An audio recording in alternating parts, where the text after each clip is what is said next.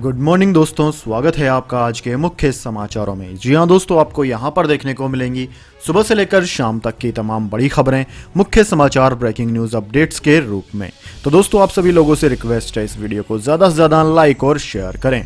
तो दोस्तों, सीधे चलते हैं आज की पहली बड़ी खबर की ओर। मैं मुख्यमंत्री हूं, आतंकवादी नहीं। पंजाब में मोदी की वजह से 2 बार हेलीकॉप्टर रोकने पर भड़क गए चन्नी। प्रधानमंत्री बोले, मुझे भी रोका था। जी हां दोस्तों, पंजाब में प्रधानमंत्री मोदी के दौरे को लेकर नया राजनीतिक विवाद शुरू हो गया है। इस बार मामला मुख्यमंत्री चरणजीत सिंह चन्नी के हेलीकॉप्टर को लेकर है। चन्नी के हेलीकॉप्टर को पहले चंडीगढ़ और फिर सुजानपुर में उड़ान भरने से रोक दिया गया। सीएम चन्नी जालंधर जाना चाहते थे, जहां प्रधानमंत्री नरेंद्र मोदी की रैली थी। 2 बार हेलीकॉप्टर रोके जाने के बाद सीएम चन्नी भड़क गए। उन्होंने कहा कि राजनीतिक वजहों से मुझे प्रचार नहीं करने दिया जा रहा। मैं प्रदेश का मुख्यमंत्री हूं, कोई आतंकवादी नहीं।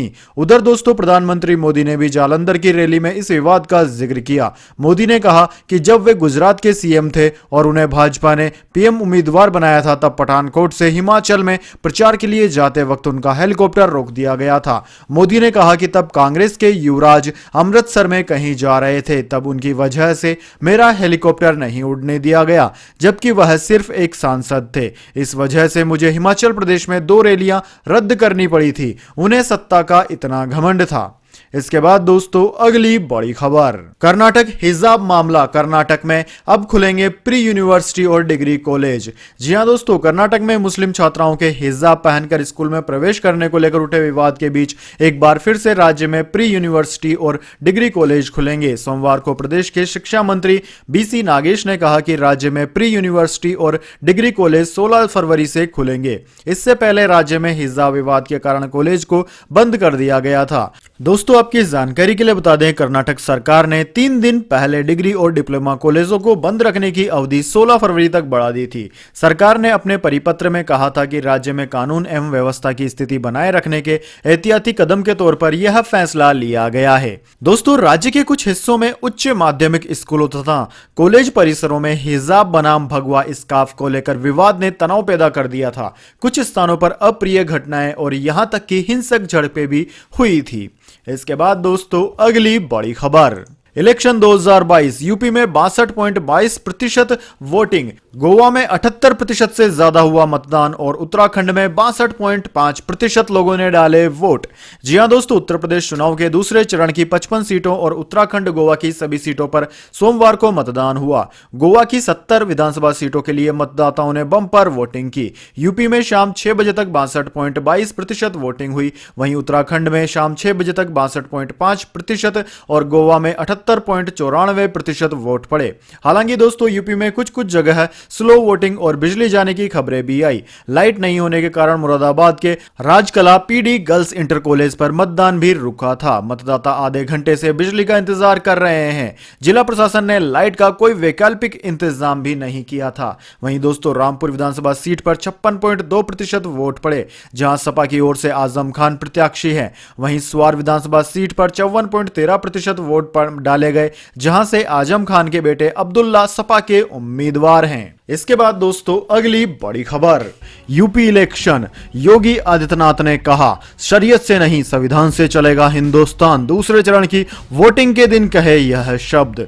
जी हां दोस्तों, उत्तर प्रदेश में दूसरे चरण के मतदान के बीच मुख्यमंत्री योगी आदित्यनाथ ने कहा है कि नया भारत संविधान के अनुसार काम करेगा, न कि शरीयत कानून के अनुसार। उन्होंने यह भी कहा कि गजवाए हिंद का सपना कभी सच नहीं हो सकता। राज्य में 7 चरणों में होने वाले मतदान के दूसरे चरण में आज 9 जिलों की कुल 55 सीटों पर वोटिंग हो रही थी।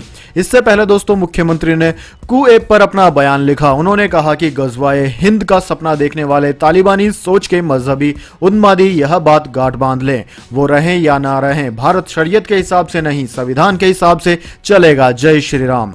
दोस्तों, योगी आदित्यनाथ ने आज ही समाचार एजेंसी ANI को दिए एक साक्षात्कार में यह भी दावा किया कि उनकी 80 बनाम 20 टिप्पणी उन लोगों के बीच अंतर करने के लिए थी जो विकास का समर्थन करते हैं और जो लोग हर चीज का विरोध करते हैं।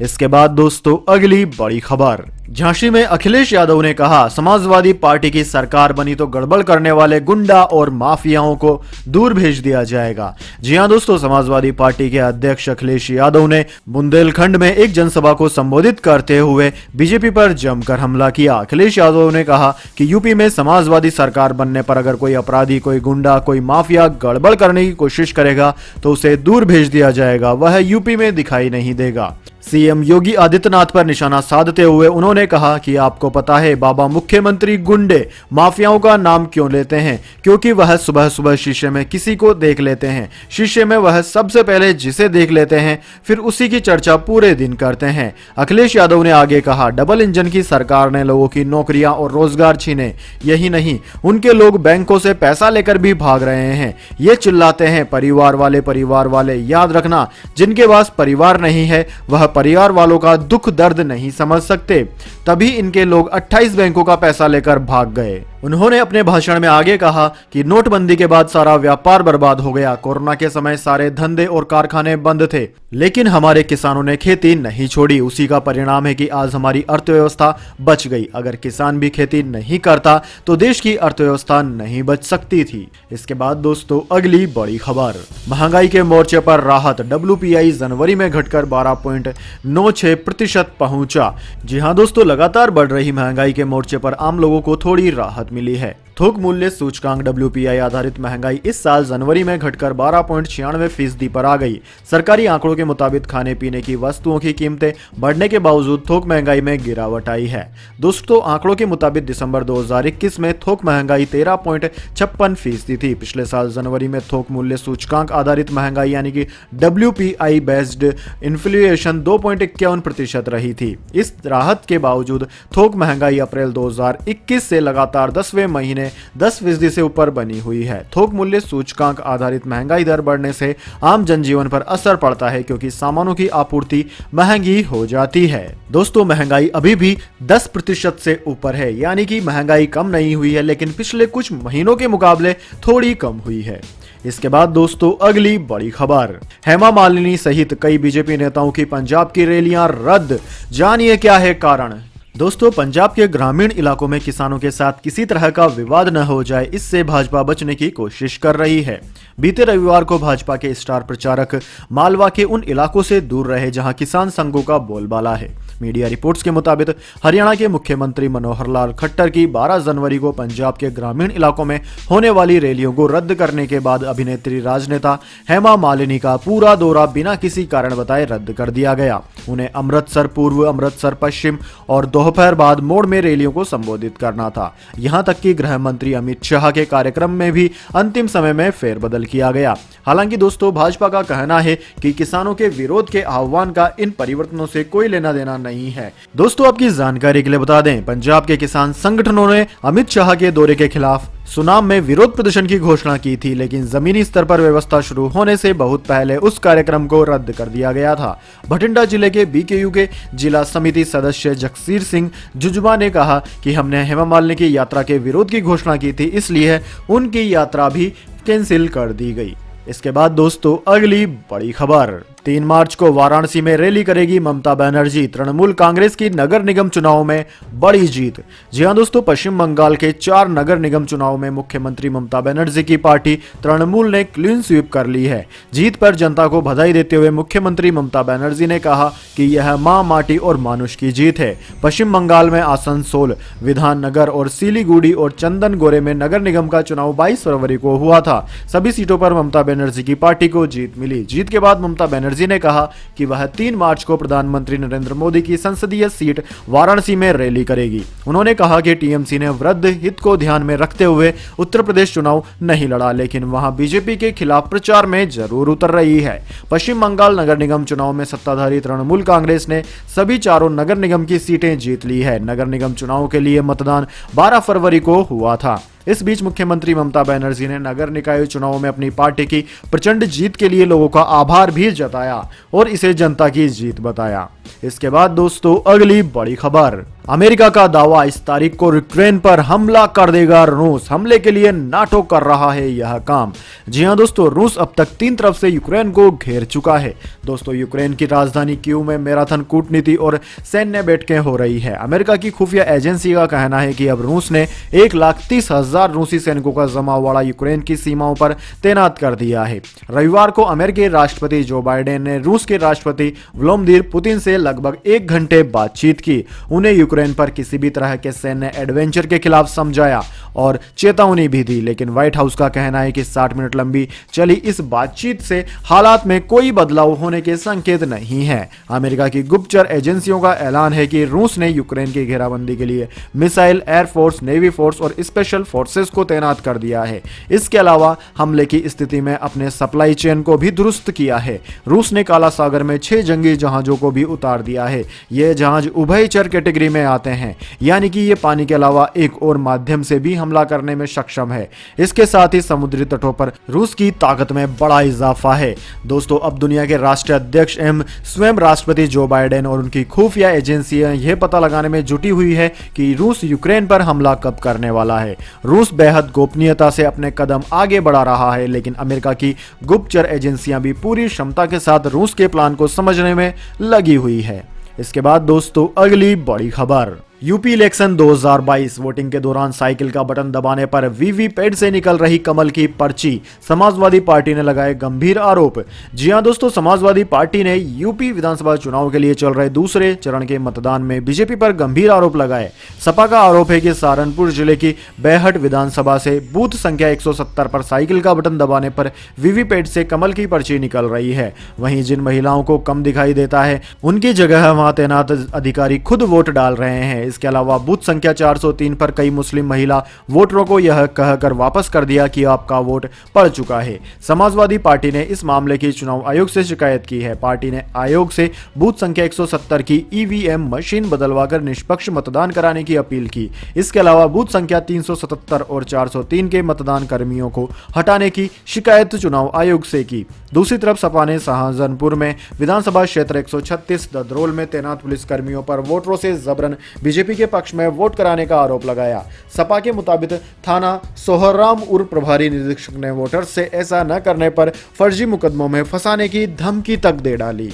इसके बाद दोस्तों, अगली बड़ी खबर, कोविड-19 वैक्सीनेशन का दिखा फायदा, ओमिक्रॉन की लहर के दौरान इस मामले में आई बड़ी कमी। जी हां दोस्तों, आपने बिल्कुल सही सुना। देश में कोरोना वायरस का आतंक बना हुआ है और रोज कोरोना के नए केस सामने आ रहे हैं। कोरोना के कारण कई लोगों की मौत भी हो गई है। इसी बीच वैज्ञानिकों ने एक शोध में पाया कि बिना वैक्सीन लगाने वाले लोगों की तुलना में वैक्सीन लगवा चुके लोगों को ओमिक्रॉन लहर के दौरान स्वास्थ्य संबंधी जटिलताओं का अधिक सामना नहीं करना पड़ा और इन लोगों को गहन चिकित्सा सुविधा की जरूरत भी कम देखी गई। दोस्तों, सीडर सीनाई मेडिकल सेंटर और centre for disease control and prevention CDC द्वारा किए गए अध्ययन से पता चला है कि ओमिक्रॉन लहर में अस्पताल में भर्ती होने के दौरान कम रोगियों की मृत्यु हुई, जबकि डेल्टा लहर में भर्ती होने वाले रोगियों में 8.3% यानी कि लगभग दुगने लोगों की मौत हुई थी। अमेरिका में सीटर सीनाई मेडिकल सेंटर के शोधकर्ता मैथ्यू मोड्स ने कहा कि कुल मिलाकर वैक्सीन लगे मरीजों को ओमिक्रॉन लहर में गहन देखभाल इकाई में भर्ती होने की कम आवश्यकता पड़ी है। यानी कि दोस्तों, वैक्सीन कारगर है। अगर आपने अभी तक वैक्सीन के दोनों डोज नहीं लिए हैं तो जल्द से जल्द अपने नजदीकी स्वास्थ्य केंद्र में जाकर अपना कोरोना वैक्सीन का डोज जरूर लगवा लें। इसके बाद दोस्तों, अगली बड़ी खबर, उइगर मुस्लिमों को कैंप में कैद कर मजदूरी करवा रहा चीन, यूएन रिपोर्ट में हुआ खुलासा। जी हां दोस्तों, चीन लगातार अपने उत्तर पश्चिमी प्रांत शिनजियांग में उइगर मुस्लिमों पर अत्याचार जारी रखे हुए है। उसके साथ भेदभावपूर्ण कार्य कराए जा रहे हैं, जिनमें उनसे जबरन मजदूरी करवाना, असंभव उत्पादन की अपेक्षाएं और लंबे समय तक काम करना जारी रखना शामिल है। दोस्तों, संयुक्त राष्ट्र की एक समिति ने इसकी जानकारी दी। संयुक्त राष्ट्र ने चीन से कहा कि वह अपनी रोजगार नियमों को वैश्विक मानकों के हिसाब से करे। चीन पर लंबे समय से उइगर मुस्लिमों के साथ दुर्व्यवहार करने का आरोप लगता रहा है। अंतर्राष्ट्रीय श्रम संगठन की रिपोर्ट के मुताबिक चीन ने 1964 के रोजगार नीति सम्मेलन के विभिन्न आर्टिकल्स का उल्लंघन किया। चीन ने इससे 1997 में लागू किया था, जिसमें स्वतंत्र रूप से रोजगार चुनने का अधिकार भी शामिल था। इसके बाद दोस्तों अगली बड़ी खबर, अफगानिस्तान का हक 9/11 हमले के पीड़ितों को बांटेगा अमेरिका, भड़क गया तालिबान। जी हां दोस्तों, तालिबान ने अमेरिकी राष्ट्रपति जो बाइडेन के उस फैसले पर प्रतिक्रिया दी है जिसके तहत अमेरिका अपने यहां जब्त $7 अरब की अफगान संपत्ति को अब मुक्त कर देगा। यह पैसा 2 हिस्सों में बांटा जाएगा। फिर इसका एक हिस्सा गरीबी से त्रस्त अफगानिस्तान के लिए मानवीय सहायता और दूसरा हिस्सा 11 सितंबर के पीड़ितों की मदद के लिए दिया जाएगा। स्थानीय खासा प्रेस के अनुसार संयुक्त राष्ट्र के लिए तालिबान के नामित राजदूत सुहेल शाहीन ने कहा कि यह पैसा केवल अफगानिस्तान के लोगों का है। उसने अपनी ट्विटर पोस्ट में कहा, the Afghanistan bank Afghanistan central bank का रिजर्व सरकारों और गुटों से संबंधित नहीं है, बल्कि यह अफगानिस्तान के लोगों की संपत्ति है। इसका उपयोग केवल मौद्रिक नीति के क्रियान्वयन, व्यापार की सुविधा और देश की वित्तीय प्रणाली को बढ़ावा देने के लिए किया जाता है। उसने कहा कि इनमें से किसी भी काम के लिए पैसे का इस्तेमाल नहीं किया गया। अमेरिकी बैंकों में अब भी $3.5 अरब फ्रीज है। इसके बाद दोस्तों अगली बड़ी खबर, ट्रंप ने बिजनेस के लिए राष्ट्रपति पद का गलत इस्तेमाल किया, शुरू किए थे कई वेंचर। जी हां दोस्तों, अमेरिका के पूर्व राष्ट्रपति डोनाल्ड ट्रंप इन दिनों सुर्खियों में बने हुए हैं। पहले उन पर राष्ट्रपति रहते हुए आधिकारिक कागजात को फाड़कर फ्लश करने के आरोप लगे। अब ट्रंप पर अमेरिका के पूर्व राष्ट्रपति के तौर पर अपनी पहचान का इस्तेमाल व्यक्तिगत फायदे के लिए करने का आरोप लगा। ट्रंप ने पॉलिटिकल फंड रेजिंग के लिए जो प्रोग्राम शुरू किए थे वो पैसा उनकी जेब में गया। इसके अलावा भी ट्रंप ने पहचान से फायदा उठाने के लिए कई वेंचर शुरू किए। न्यूयॉर्क टाइम्स की रिपोर्ट के मुताबिक ट्रंप पिछले साल दिसंबर में नेपाल्स की एक क्रिसमस पार्टी में शामिल हुए थे। इस पार्टी में शामिल होने और उनके साथ तस्वीर क्लिक करवाने के लिए 7.50 लाख रुपए यानी कि $10,000 से लेकर 22.50 लाख रुपए यानी कि $30,000 तक वसूल किए गए। इस पैसे का इस्तेमाल पॉलिटिकल प्रोग्राम और चैरिटी के लिए होना था, लेकिन ये सारा पैसा ट्रंप के बैंक अकाउंट में गया। इसके बाद दोस्तों अगली बड़ी खबर, चीन पर फिर हुई डिजिटल स्ट्राइक, ऐप लॉक और जरेना फ्री फायर समेत 54 चाइनीज ऐप्स भारत में कर दिए गए बैन। इनमें आपके पसंदीदा कई सारे ऐप्स भी हैं शामिल। जी हां दोस्तों, भारत सरकार ने एक बार फिर चीन के ऊपर डिजिटल स्ट्राइक कर दी है। दरअसल दोस्तों, सरकार ने 54 स्मार्टफोन ऐप्स को देश में बैन कर दिया है। इन सभी ऐप्स से भारत की सुरक्षा के लिए खतरा पैदा हो रहा था। बैन किए गए ऐप्स में popular game Garena, free fire और ऐप लॉक ऐप भी शामिल है। इससे पहले जून 2020 में भारत ने देश की सुरक्षा को ध्यान में रखते हुए कई सोशल मीडिया प्लेटफॉर्म जैसे कि टिकटॉक, वीचैट और हेलो सहित 59 चीनी मोबाइल ऐप्स को बैन किया था। दोस्तों, सरकार ने जिन नए 54 ऐप्स को बैन किया है उनमें sweet selfie, HD beauty camera, selfie equalizer, bass booster, Salesforce and के लिए camera, Isoland 2, ashes of time, Vivo video editor, Tencent Xriver, Onmyoji chess, app lock, dual space lite जैसे ऐप्स शामिल हैं। यह सारे ऐप खोजी कार्यों में लिप्त पाए गए। इसके बाद दोस्तों जाने अगली बड़ी खबर, लेकिन उससे पहले मेरी आपसे एक छोटी सी रिक्वेस्ट है। अगर दोस्तों आपको अभी तक हमारी न्यूज़ पसंद आई है तो इसे एक छोटा सा लाइक जरूर दे दें, और अगर आपको पसंद नहीं आई है तो दोस्तों बेशक आप डिसलाइक भी कर सकते हैं, लेकिन दोस्तों लाइक और डिसलाइक जरूर कीजिए, क्योंकि दोस्तों यही हमारी मेहनत का फल होता है और इसी से हमें पता चलता है कि आपको हमारी वीडियोज़ पसंद आ रही है या नहीं। तो दोस्तों जान लेते हैं अगली बड़ी खबर, गोल्ड सिल्वर प्राइस टुडे। जानिए क्या है आज सोने और चांदी की कीमतें। दोस्तों, सोमवार को सोने की कीमतों में तेजी आई। पीली धातु करीब 3 महीने के उच्च स्तर के पास कारोबार कर रही है, क्योंकि रूस और यूक्रेन तनाव ने पीली धातु की सेफ हेवन अपील को बरकरार रखा है। अमेरिका ने आशंका जताई कि रूस किसी भी वक्त यूक्रेन पर हमला कर सकता है। इस वजह से धातु की कीमतों में उतार चढ़ाव बना हुआ है। वैसे दोस्तों, Indian Boolean and jeweller association की बात की जाए तो यहाँ पर सोना 48,920 रुपए प्रति 10 ग्राम पर पहुंच गया, जबकि चांदी 62,157 रुपए प्रति किलोग्राम पर बनी हुई है। इसके अलावा दोस्तों अंतर्राष्ट्रीय बाजार की बात करें तो अंतर्राष्ट्रीय बाजार में सोना $1869 प्रति औंस, जबकि चांदी $23.74 प्रति औंस पर बनी हुई है। इसके बाद दोस्तों अगली बड़ी खबर, शेयर बाजार में जबरदस्त गिरावट, सेंसेक्स 1700 पॉइंट टूटा, निवेशकों को 8 लाख करोड़ रुपए का घाटा, बैंकिंग शेयर सबसे ज्यादा गिरे। जी हां दोस्तों, कमजोर ग्लोबल मार्केट के बीच भारतीय बाजार की शुरुआत आज भारी गिरावट के साथ हुई। बॉम्बे स्टॉक एक्सचेंज का सेंसेक्स 1700 पॉइंट टूटकर 56,426 अंक पर पहुंच गया। इससे निवेशकों को 8 लाख करोड़ रुपए का घाटा हुआ। पेटीएम का शेयर 3% टूटकर ₹870 के निचले स्तर पर पहुंच गया। पॉलिसी बाजार का शेयर भी 2% टूट गया। नायका का शेयर 5% गिर गया और ₹1536 के निचले स्तर पर पहुंच गया। इसके अलावा भी दोस्तों भारत में तमाम शेयरों में भयंकर गिरावट देखी गई। महज टीसीएस का शेयर थोड़े ऊपर बंद हुआ। इसके बाद दोस्तों अगली बड़ी खबर, आईपीएल ऑक्शन 2022, सुरेश रैना को नहीं खरीदे जाने पर चेन्नई सुपर किंग्स पर फूटा फैंस का गुस्सा। शेयर हो रहे हैं कई मीम्स।